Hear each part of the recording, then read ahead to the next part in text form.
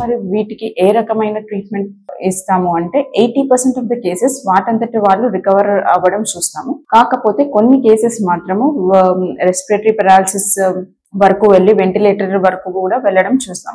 వీటికి IVIG అని ఒక కాస్ట్లీ ఇంజెక్షన్స్ ఇవ్వాల్సి వస్తుంది, లేదా plasmapheresis is other option of the treatment.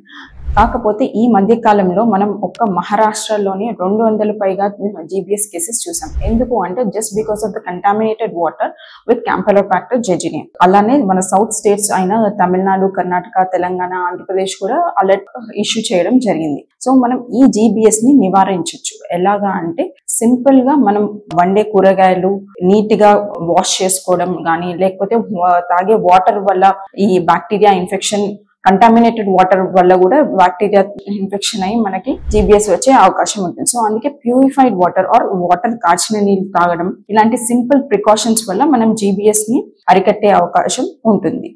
Thank you.